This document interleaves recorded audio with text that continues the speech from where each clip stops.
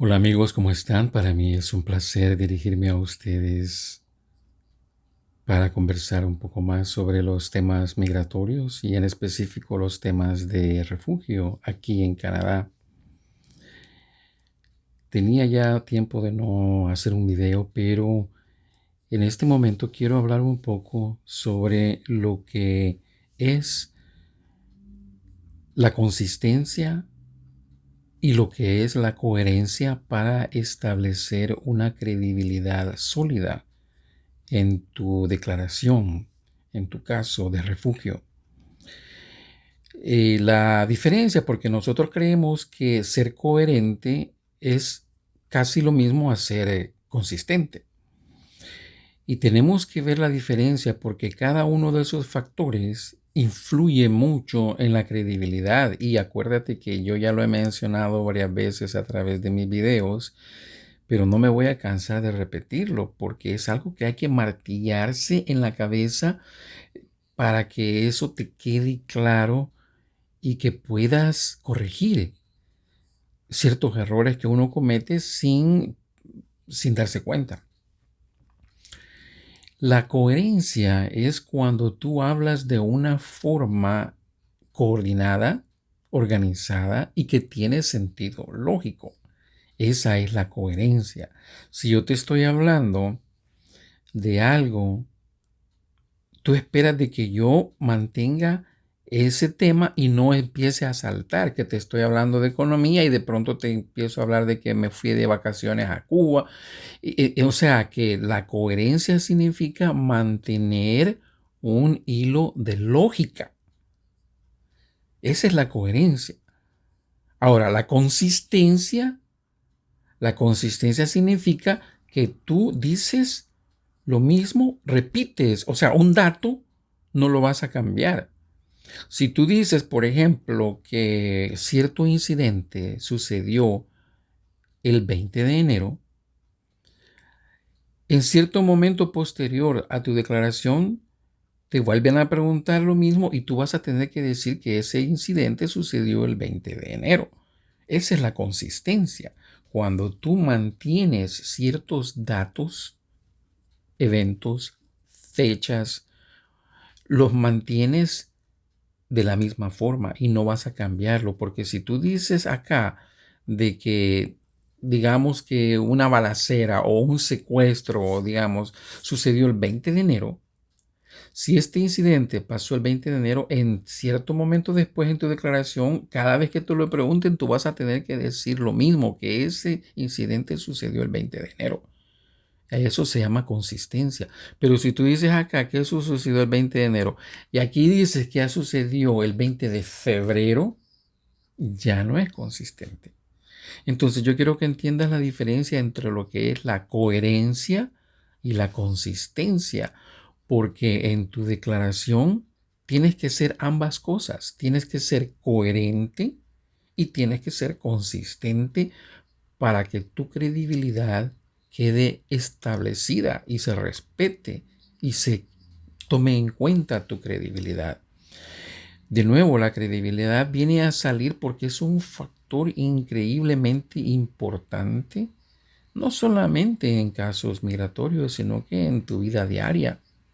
Siempre la credibilidad va a ser un factor muy importante en tu vida y es necesario que en el caso de migración, en un caso de refugio, tú tengas credibilidad. Y la credibilidad, como ya lo dije muchas veces y lo voy a seguir repitiendo, aunque suene cansón y aburrido, pero la credibilidad, a pesar de ser un concepto abstracto, se manifiesta a través de nuestra conducta, a través de lo que decimos, cómo decimos las cosas. Allí se manifiesta tu credibilidad. Entonces, esto es lo que te quería comentar por ahora. Bueno, ahora tengo que hablar sobre algo bien importante. Tal vez ya no suene coherente porque estoy saltándome de ese tema que yo creo que ya está agotado por ahora.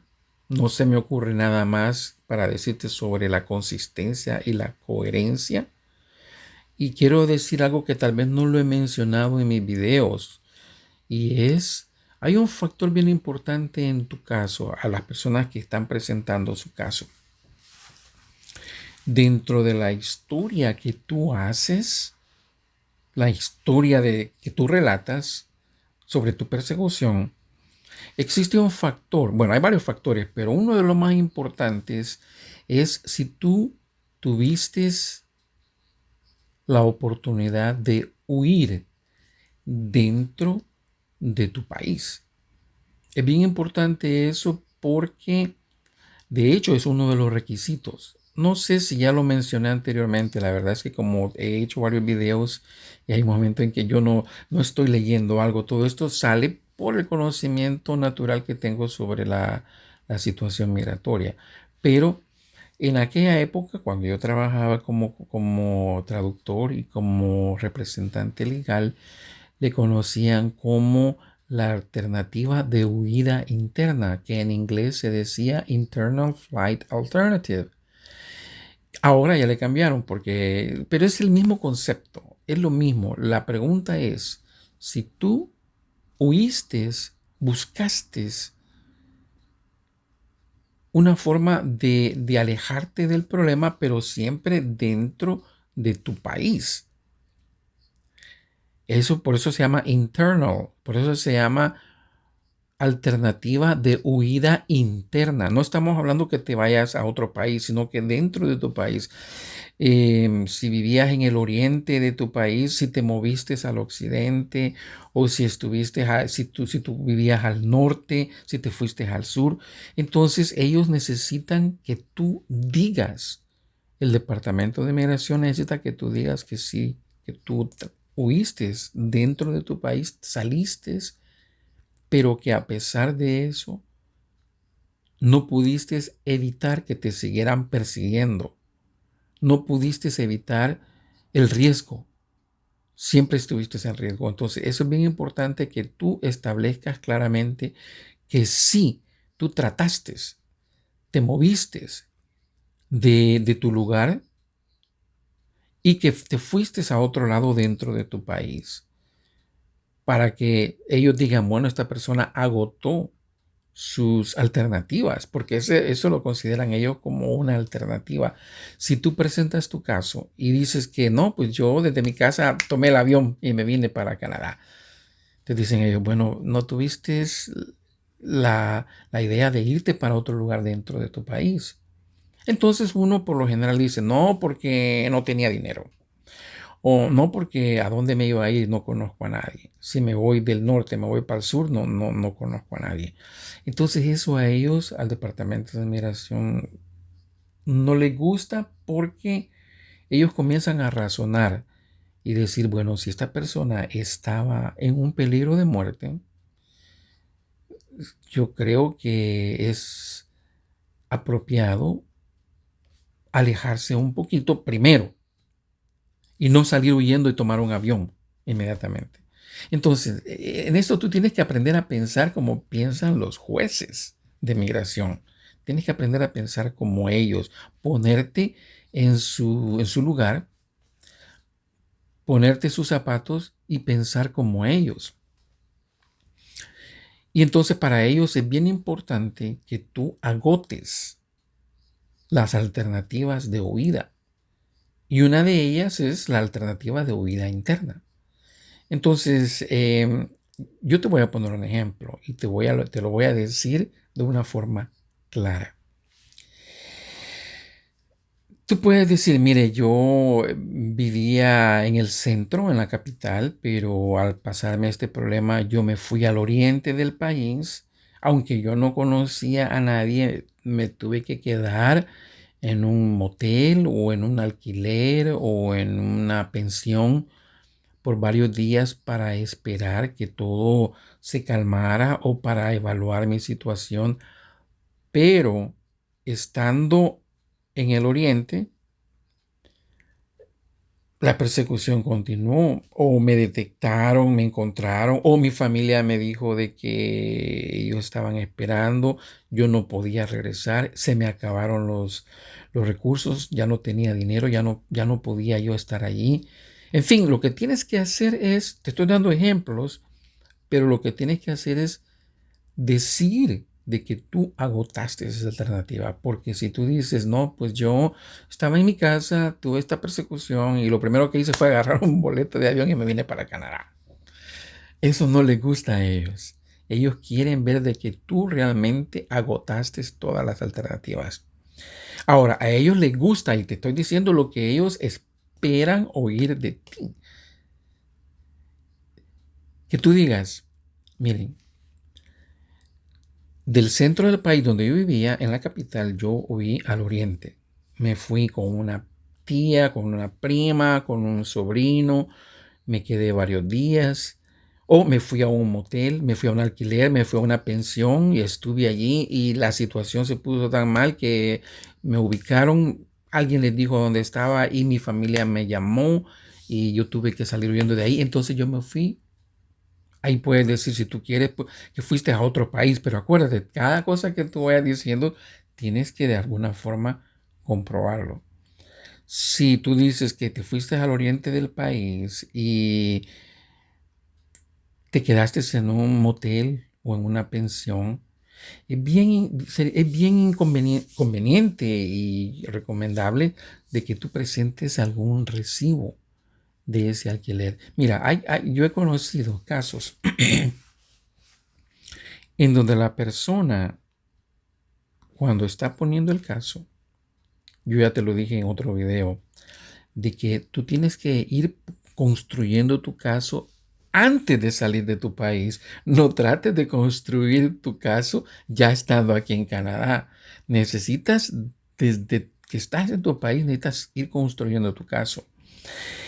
Yo conocí el caso de una persona que quería cubrir esa alternativa de huida interna. Entonces, esta persona vivía en el norte del país y se fue al sur solo, fíjate, solo con el propósito de adquirir un recibo de un hotel que está en el sur. Entonces, esta persona consiguió el recibo que trae su membrete, trae todo el logo del hotel con la dirección, el teléfono y todo. Y ese recibo lo llenó de tal forma que dijera que él estuvo allí 3 semanas y que pagó tanto dinero. Entonces, ese recibo, cuando lo trajo a Canadá, cuando ya vino él, pues ya traía el caso un 60-70% ya construido. Habían cosas que todavía necesitaba, ciertos documentos, pero ya los había dejado en proceso para que cuando salieran estos documentos, pues se los mandaran para acá, para Canadá. Pero dentro de las evidencias traía ese recibo. Cuando él presentó su caso, él dijo, miren, yo estuve en mi país, vivía al norte, pero me fui al sur. Y allí yo estuve 3 semanas y bueno, me di cuenta de que los que me estaban persiguiendo me ubicaron. Y entonces ahí fue donde yo salí. Simplemente regresé a la capital para tomar el avión. Así de emergencia. Entonces, a la hora de presentar la evidencia, presentó el recibo de ese hotel donde venía incluso la dirección y obviamente era en un lugar, ahí decía que pues estaba en un departamento diferente porque eso fue en Colombia. Entonces fue un departamento completamente diferente al donde él vivía. Entonces esa es una prueba, una evidencia que los jueces quieren ver. Cada cosa que tú vayas diciendo tienes que tratar de respaldarla con evidencia. Si tú dices que te tiraron, te pusieron una nota de amenaza en tu puerta donde te decían que te fueras o te van a matar, los jueces te van a preguntar, ¿dónde está esa evidencia? Y es bien sospechoso, a ellos no les gusta que uno diga, no, pues yo la tiré, me deshice de esa evidencia. Porque ahí es donde entra el problema de la credibilidad. Entonces, la lógica, aquí en Canadá, la lógica es de que tú guardes esa evidencia. Pero para nosotros en Latinoamérica, no es lógico que tú guardes una evidencia de amenaza. Por lo general, nosotros nos deshacemos de eso porque nos causa problemas. Entonces tienes que saber la diferencia, porque aquí la lógica te dice, bueno, si esta es una evidencia, ¿por qué la desechó? ¿Por qué la descartó? ¿Verdad? Entonces a ellos les gusta que cada cosa que tú digas, que haya evidencia. Si tú dijiste que te fuiste de tu ciudad, te fuiste a otra ciudad, presenta evidencia, un recibo de un hotel. Si tú quieres, puedes conseguirla de antemano. Solo con ese propósito. Date una vuelta por un lugar, consigue un recibo y te lo traes. Y eso te puede ayudar. Si después de eso tú dices que te fuiste a otro país, al país vecino, tienes que también demostrarlo. Tal vez con tu pasaporte. Y si por algún motivo tu pasaporte no lo dice, por lo menos, o no, hay personas que vienen sin pasaporte. Entonces lo que hacen ellos es consiguen así recibos de que estuvieron en otro país, que ellos vivieron en un cierto país, quizás un recibo de luz, no sé, pero siempre trata de conseguir evidencia documentada o documentos de evidencia de todo lo que tú digas. Así es que acuérdate lo que te quiero mencionar. Este video no quiero hacerlo muy largo, pero te hablé un poquito de lo que es de la diferencia entre la coherencia y la consistencia. Y tú tienes que ser ambas cosas. Tienes que ser coherente y consistente. Además de eso, te dije lo que es el proceso dentro de tu historia. Ellos van a tomar un factor que le llaman la alternativa de huida interna. Ellos le cambian nombre, así es que ahora le dicen otro nombre, pero es el mismo concepto. Quieren saber si tú agotaste todas las alternativas de huida y si tienes pruebas de que sí trataste de huir. Ellos no quieren oír de que tú te llegaron a tocar a la puerta, te amenazaron y de ahí saliste para el aeropuerto y te viniste para Canadá. Ellos quieren, tu caso va a estar más sólido, más fuerte, si ellos miran de que tú trataste de huir dentro del país, antes de salir para Canadá. Si tú haces eso, tú estarás llenando un requisito que hace tu caso cada vez más sólido. Eso es lo único lo que voy a hablar por ahora para que no sea el video muy largo. Pero espero de que tú tomes en cuenta lo que te estoy diciendo a manera de consejo. ¿Ok?